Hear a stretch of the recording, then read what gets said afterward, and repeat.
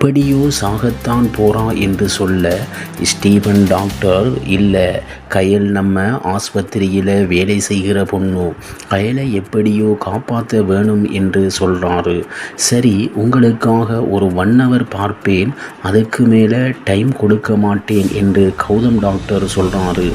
சுப்பிரமணி பணம் எந்த வழியாலையும் வந்தால் அதை தடுக்கிறாரு.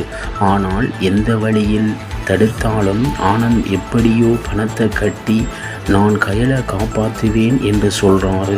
கயலுக்காக பல நண்பர்கள் உதவி செய்கிறாங்க. வெளியில் வர இல்லைண்டா கூட நம்ம ஆனந்த் கயலை காப்பாற்றுவார் என்ற நம்பிக்கை கயலை வேறு ஆஸ்பத்திரி கொண்டு செல்ல போனாலும் நல்லது தாங்க. ஏனென்றால் எந்த நேரமும் இந்த கௌதம்கிட்ட இருந்து கண்காணிச்சிக்கிட்டே இருக்கணும் என்று எல்லோரும் நல்ல எண்ணம் இருக்கும்டா. அந்த ஆஸ்பத்திரியில் இருந்து வேறு வைத்தியசாலைக்கு கூட்டிட்டு போயிடுவாங்க.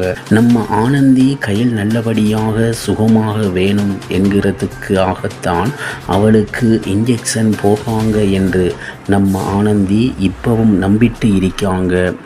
விக்னேஷை தேவிக்கு எதிராக மாற்ற வேண்டும் என்பதற்காக நம்ம செங்குட்டுவன் பார்த்தீங்களா, போனதும் டைவர்ஸ் பேப்பரில் உடனடியாக சைன் போட்டுட்டான்.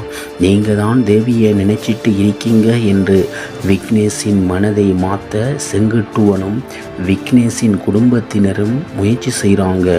ஆனால் விக்னேஷோ நான் இந்த ஆளை முகத்தில் முழிக்கக்கூட விரும்பல என்று சொல்லி செங்குட்டுவனை விரட்டி வெளியே போ என்று சொல்கிறாரு.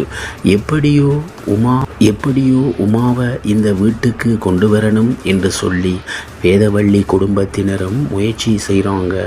இத்தனைக்கும் நெற்றியடியாக நம்ம கயல் சுகமாக வெளியே வந்தாங்க என்றா இருக்கி இவங்களுக்கு.